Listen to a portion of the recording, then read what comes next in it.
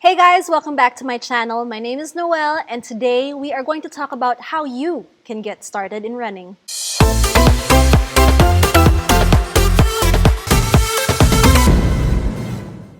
A week ago, I asked my followers on Instagram if they wanted me to address anything specific in my next vlogs. Bike Love Manila said he would like to see me talk about building a running habit, while Makiling Miracle said, how to prep for a 3K run if I have never really run before, I just walk. Everybody starts from somewhere. And for me, I started running after I had already started doing other things for cardio. So I would say my cardio and fitness base was pretty good already. But I do know that there are some people who are literally starting from off the couch.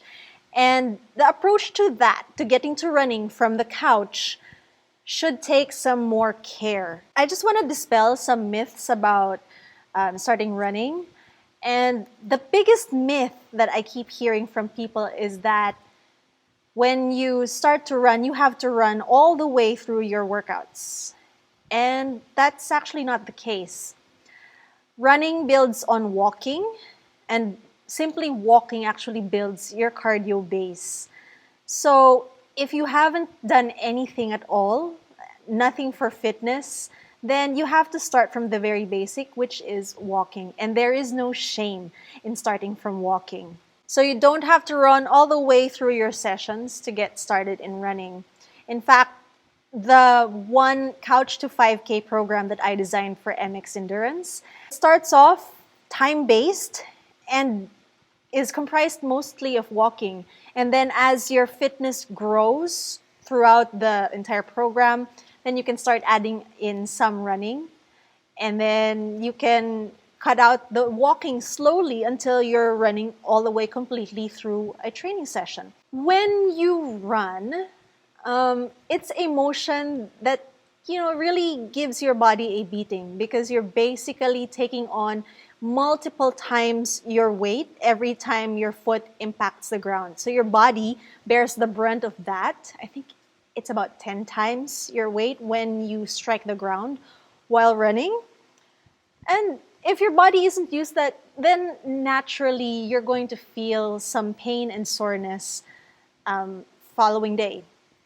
So you really do have to accustom your body to doing that motion. If you do look at any of those Couch to 5K programs on the internet, you will see that they just build very gradually from short workouts all the way until longer workouts. Another thing that happens when people start running, and another myth that they have in their head, is that they have to run fast. And most people only have two gears. They either walk, and that's their normal walking pace, and then their run pace is a sprint. But when it comes to endurance running, which is what anything longer than 1,000 meters is considered a bit more long distance now, I think. Anything beyond that, and if you're talking about 3Ks and 5Ks and 10Ks, those are endurance-based forms of running.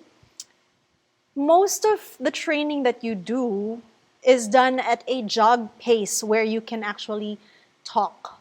This is the aerobic part of the running. So I think that preparing for a 3K and building a running habit are pretty much two sides of the same coin, while one is more specific in that there is an event to prepare for. The other one is more about building a habit. But when you prepare for an event, you're actually going to build a habit. So I think the approaches are pretty much similar. And I want to start things off by saying you have to find time for your run throughout the week. I usually try to go for 2 to 3 runs at a minimum throughout the week, just so that your body has the time and the stimulus to adapt to running and develop the kind of fitness that you need for running. One quick and easy way of getting started is by downloading a training app like Nike Run Club or Adidas Runtastic, and they do have fantastic beginner running programs that you can follow. You don't need a fitness or sports watch to get started. All you need is that phone and the app. Basically, the app tells you when you need to run, what kind of running or what kind of training you're going to do for that particular session. It will measure your pace, but it won't tell you to run at paces that you can't. This is the last of the myths that I want to address, is that when you go for a run, it has to be a long one. And some people say, but I don't have the fitness to go for 30 minutes in one go. And that's fine, you guys. You can break it up into shorter segments. You can do as little as 15 minutes every single time that you go, especially if you're starting out. And remember that you don't have to run the whole way through. You can walk the whole way through. And the key point is to build that cardio fitness and to build the strength in your body so that you can handle running when the time comes. I mentioned a Couch to 3K program that I designed. That one is available on MX Endurance if you sign up for a membership. But here's some pointers if you want to look for similar programs that are free on the internet. Yeah, you can start as short as 15 minutes and you can just walk the entire way through. So basically, you're going to build your aerobic and cardio fitness with walking first before you get into the running. As you get fitter, so I think the adjustment period is about 2 to 4 weeks. And then you can start growing the amount of time that you're training. So from 15 minutes, you can go 20 minutes, then 25, then 30. You can build that through the weeks. And then you can try run-walk intervals. So what you do with the run-walk intervals is you can run for a short period of time, and then you can walk for a short period of time, and then you cycle through that. So some of these intervals are really quite short, like run for 30 seconds, walk for a minute, and then rinse and repeat throughout the session time. As you get fitter, you can increase the length of the run intervals. You can do that without decreasing the length of the walk intervals, or you can do it simultaneously. It really depends on how fast you get fit. Take your time. Yeah, eventually you can get around to running throughout the entire session in one go. But really, that really depends on building that fitness. And when you build the fitness, you have to build it habitually. How do you run a 3K if you've only just been walking? Then build your fitness through walking and venture out into running as you get fitter.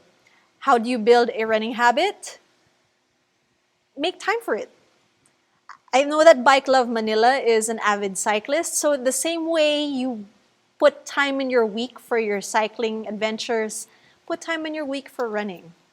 And I'm really aware that there are some people for whom running never becomes their cup of tea, and that's fine. There are so many different ways to get fit and stay fit and have fun while doing so, and I don't expect everybody to love running as much as I do.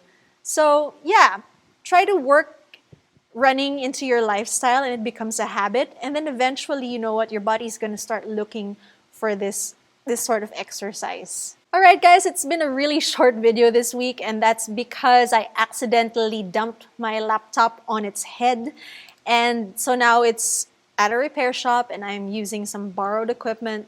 And so I just wanted to make this short video to address some of the things you want me to be vlogging more about.